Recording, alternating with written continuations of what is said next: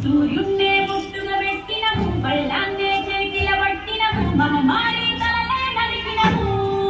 పెద్దమ్మ నరకానికి దుష్టుల జరిగినము కైలాసం సద్దరి ఇడిసినము కలియుగమే మాకై వచ్చినము మా పిల్లల కళ్ళగా చూసినము మాయమ్మ పులిపై సంపారే చేసినము ఓయమ్మ అందుకే